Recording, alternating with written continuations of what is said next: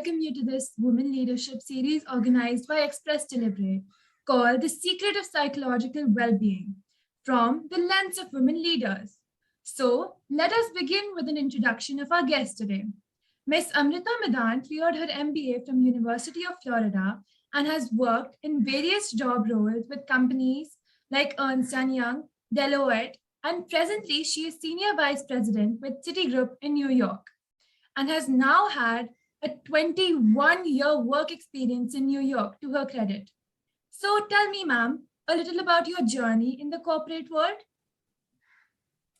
Thank you, Krishya, for that glorious introduction. I'm very happy to be here and thank you for having me. So as you mentioned, I've had 21 years of work experience.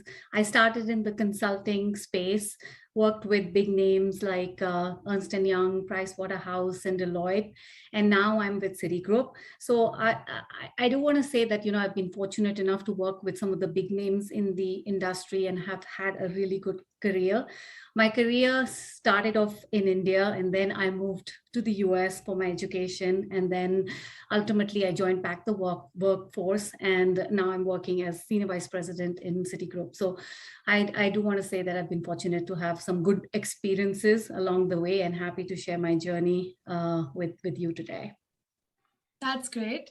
So did you face any challenges from when you started to where you are present?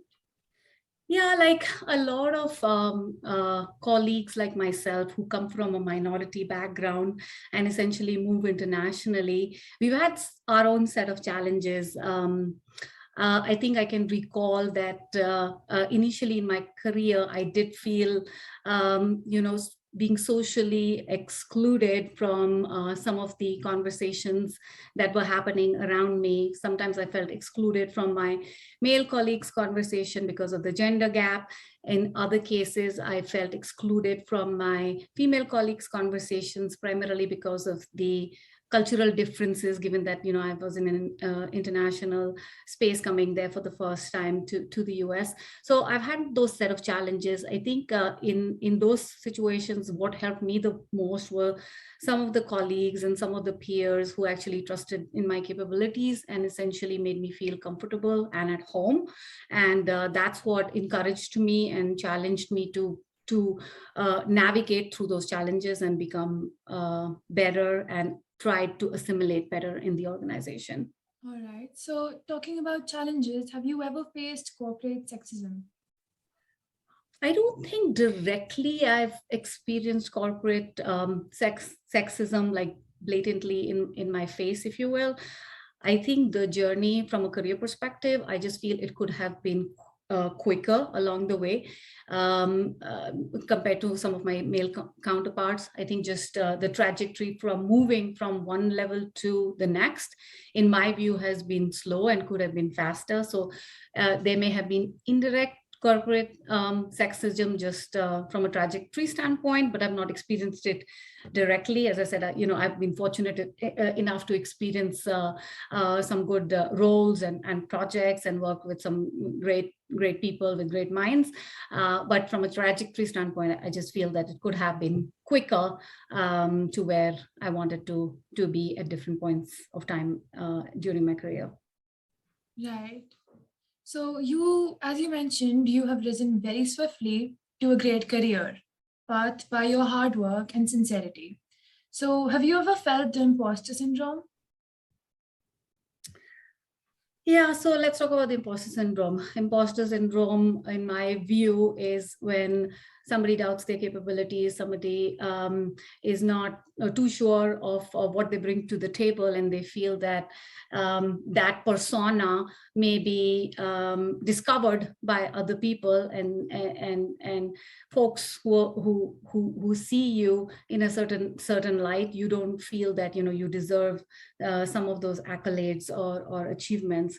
So I'm not like doubted my capabilities. I know what I bring to the table. I know that I have had good education. I've had good experiences. I can command my position at a table that I'm sitting. So I don't feel like I have the imposter syndrome. However, from a subtlety standpoint, I do feel that sometimes I do second guess my decisions, or maybe spend too much time in thinking about a decision. And I've tried to improve upon that over the years by trying to not second guess, and try to follow techniques to help me not do that.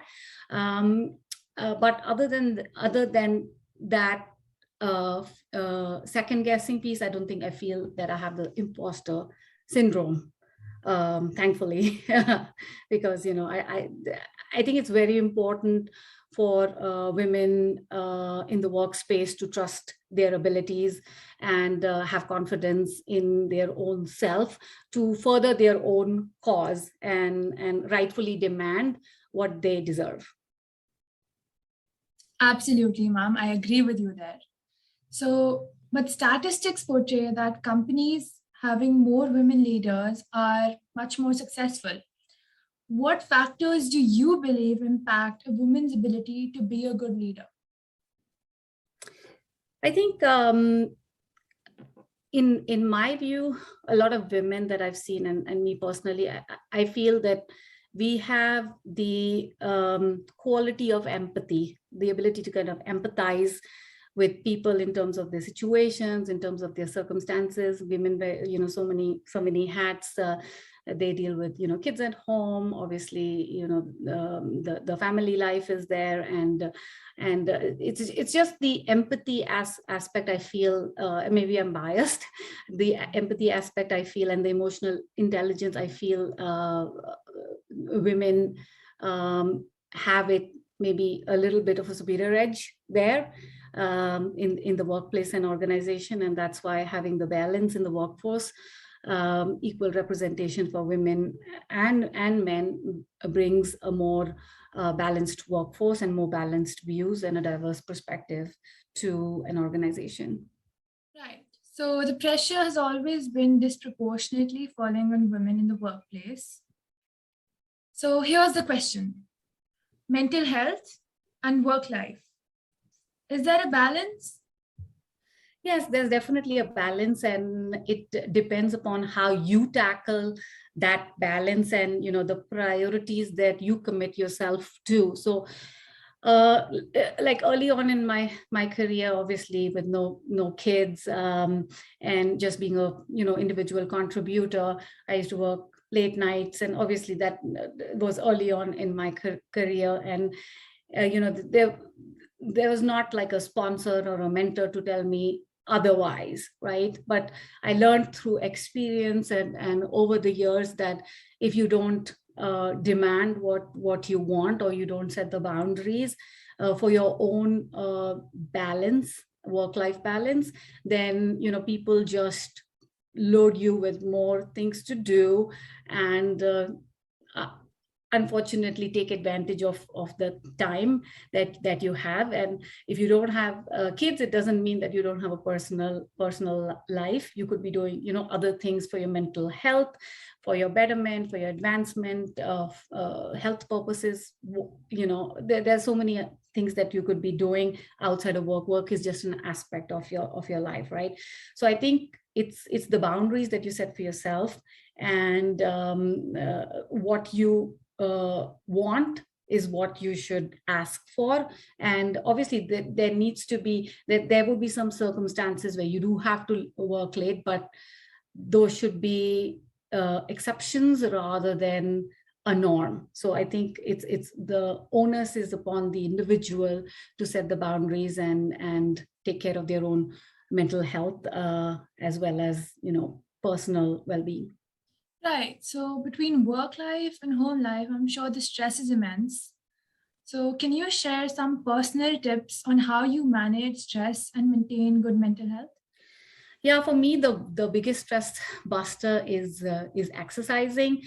I think now I spend more time trying to fit it into my schedule, and it's sometimes hard to do that. Like after a full days of work, it's really hard to kind of get up and say go for a run, or get up and go for, say, strength training, or do any say Zumba class. But I try my best to make it a part of my routine, because the getting to the exercise part may be a little bit tough, but the effects that you feel after it and the stress relief that it gives you is good. So I just try to keep the end output that I'll get out of it in mind, and I try to jolt myself to get out and get it done. And the good part is that, my husband is also into exercising. So sometimes, we go for a run together. And, that's our catch up time as well. So that helps the situation when we kind of try to do it together and boost each other's goals, if you will. So I think exercising is key, in my view, to maintaining that balance, because everybody's lives are so busy that it becomes difficult to find ways to relieve stress. And for me, that's worked out. Right. So that's it for my questions, ma'am. Thank you so much for your time. Thank you so much for having me. It's been a pleasure.